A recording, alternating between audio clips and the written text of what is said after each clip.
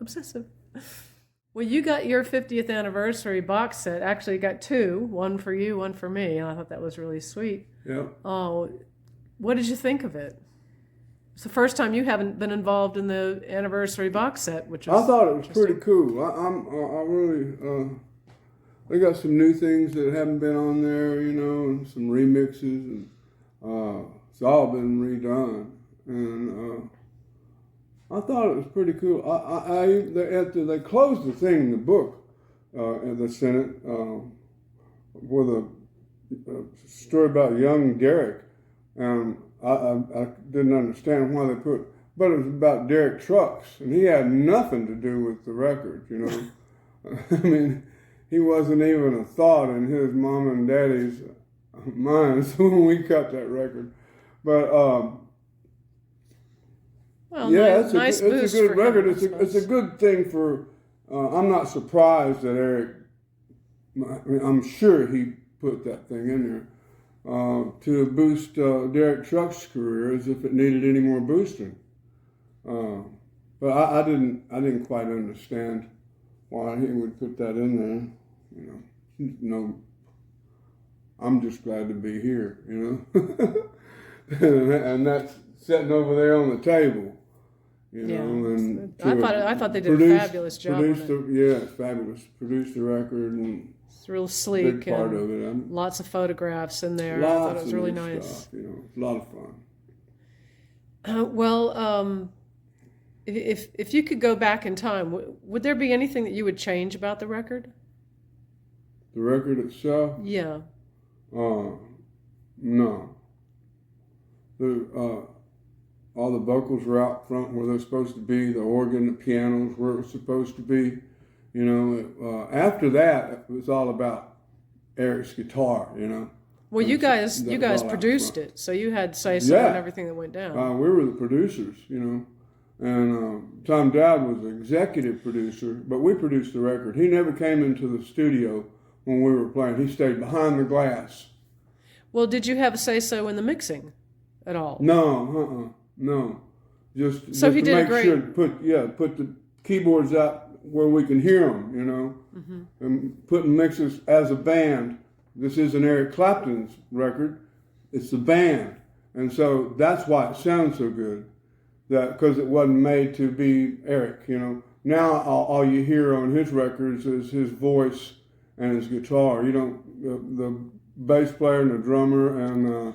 Well, things are not mixed the way they used to be mixed back in the 70s, for sure, okay? I mean, you can just go... Well, some things have gone downhill, and that would be a lot of things have gone downhill. Yeah. In my estimation, they miss out the band. Nobody cares nobody about the band. Nobody cares about the band, who this is, who that is. It's all about Great the players singer. like Leland Sklar, you know, that get completely unnoticed and they're so important. And, I mean, I love to hear drums. I love to hear the band. I love to hear everything. Yeah, doom, doom, doom.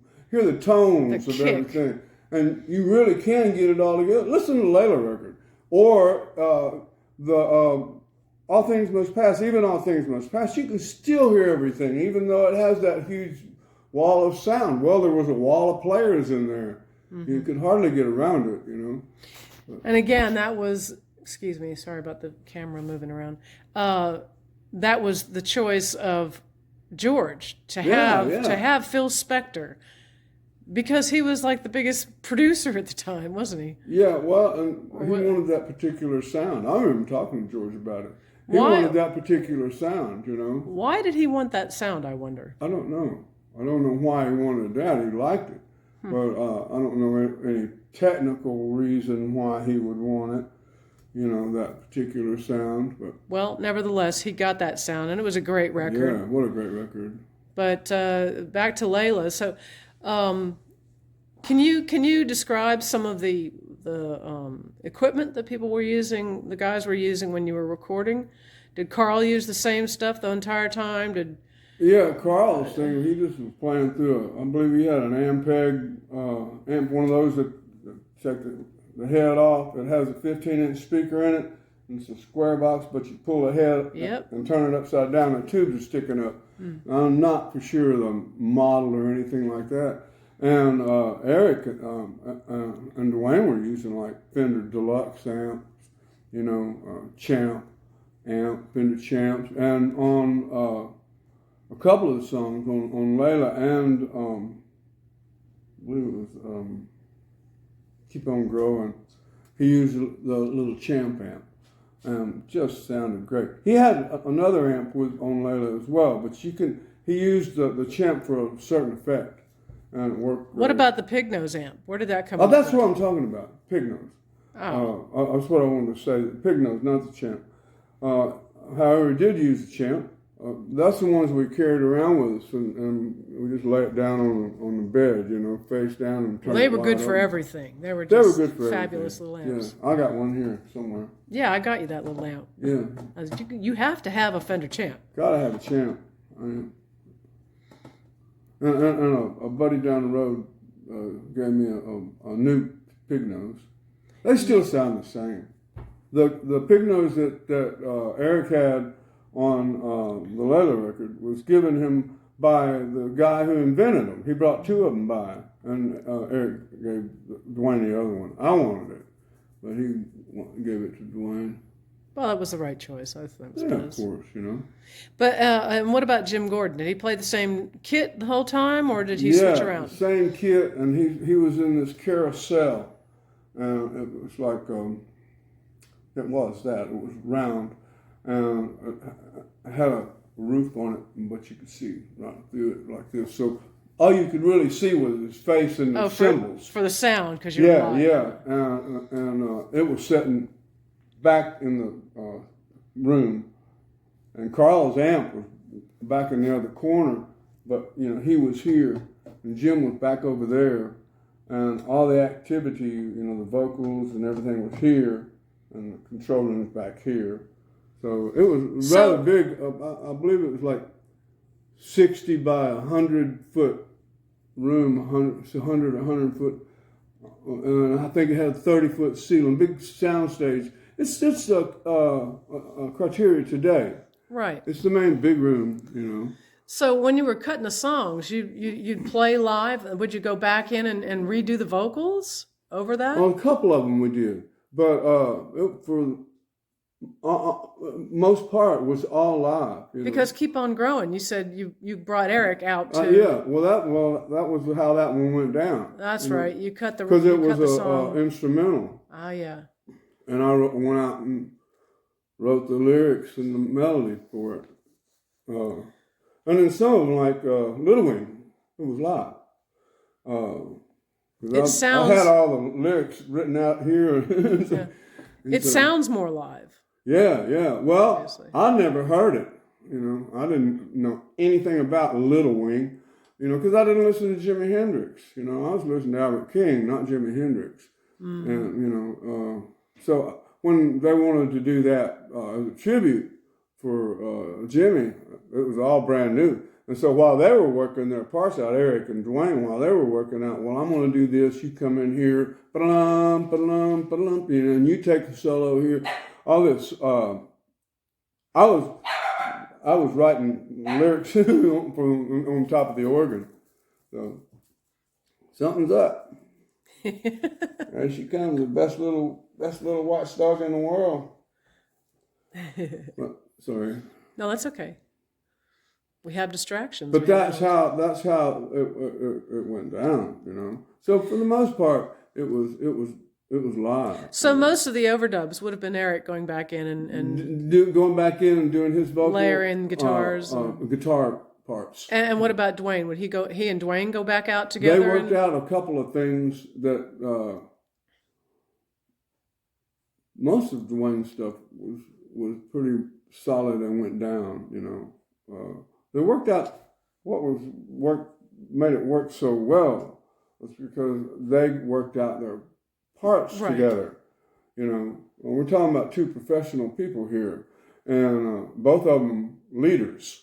And it was like, I remember Dwayne came up with the thing on Little Wing. That's brilliant. And that was great, And then Eric said, "Why don't you just go ahead after this, and you just come on in with a solo. You start playing, you know. Which is also great. Yeah, and it was like Eric's pretty more playing the Stratocasters to it, and he's not really playing a lot of lead in it. Right. But he worked those parts out before we counted down, you know. Mm-hmm. And it was a lot of eye contact, and everybody's watching everybody. You know, I always watched Eric's when he was singing. That's why our singing worked so well together. Our vocals worked so well. Yeah, Delaney did the same thing. Everything was worked out ahead of time. Yeah. So I wonder if did Eric perhaps get that from him? Did that go around with everybody? No, I don't think he got that from Delaney. I think that's the way things naturally. It naturally happened. Right. I don't think people realize that. Usually when you work things out, it can turn out so much better. And then sometimes not. Sometimes it's just all the parts, you know, Key to the Highway and those things like that. There's a couple of them that was just, you know, one end to the other, just never, you know, free for all. Right, right. That's what I'm saying. It can be either way. Yeah, but that whole record, why it blended so well, even with the ones that were just a jam that became a song, you know, it was because everything was real live, you know. Right. Spontaneous. Yeah, spontaneous. That's what and everybody was all excited about doing it. So again, you know, you come up with, you have this incredible record because you have all those elements, and that makes it a great record. We were there for the music, not for any notoriety or to being cool or, you know, or to be successful or any of that stuff. I think that's a problem with today's music. Everybody wants to, you know, I don't know, what is it, be a star thing? You know? Yeah, everybody wants to be a rock star. That doesn't exist anymore. Garbage, what I hear on what little I've heard. I mean, it got so distressing, I just quit listening to anything. Well, I never really listened to any music after I left Memphis anyway, because in Memphis we had a rock and roll station, we had a rhythm and blues station, WDIA, and then we had, you know, contemporary, and then had adult listening. Right. And so you could choose it, you know. And then after that, I was busy making music, not listening to it. Of course, yeah. And so, but all the music that I heard around me was just garbage. Yeah, you know? And the writing. Especially today, my God. Well, the writing was, you know, an art form. Writing was an art form. Yeah. And now they just want to do something cliche-ish so that they can... savvy? You know, just market, you know, and right. Make some money, and who's the new star of the year? You know, it's going to be, and by the time it comes around, that one's forgotten or gotten fat. You know, it happens, and then, you know, or turned into corporations. A drunk, you know? Corporations have definitely taken over the entire music corporations industry. Forget about everything else, you know. But I say, sorry, getting back to Layla. So there's nothing that you would change about that? No, that was a good record. Well, obviously it has stood the test of time. Yeah, it outlived itself because it was a dead soldier. It was dead coming out of the chute. You know, it didn't even get down. That was only because of the management didn't want it to happen. No, I don't think it had to do with management. It was just done wrong. Robert Stigler. You know, it was done wrong. We were out on the road playing before the record even came out. You know, so I mean, it was just completely, it was wrong. But it worked out right in the long run over, you know, took many years. And it became its own self. It took its own wings, you know. There was only one guy that was in Nashville who was had a rock station there. We met him. I'm going to have to stop for a second because she's got something in her mouth. She's got the lighter. Okay, we just rescued the dog from setting herself on fire with a lighter. I am not going back to that last bit. So, Layla record was a success. We're happy about the 50th anniversary. Yeah. Box set. If you have an opportunity, get it, because it's really fantastic. They've got a lot of great stuff on there. Yeah, I'm even thinking about buying a stereo so I can listen to it. We need one. Yeah. don't have a television or But you stereo. know, I had looked for a stereo system, and it's just dang confusing. They got all this new fangled Bluetooth stuff. I just want a Gerard I turntable. just want a regular you know, old turntable to play couple of speakers records. and a power amp, you know. It's not as simple as it used to be. Yeah, I'm gonna find used. We'll one find somewhere. yeah, we'll find one. Yeah. All right. Well, it's been a lot of fun, and we'll see you. Looking forward to the next episode. Yeah. Uninterrupted.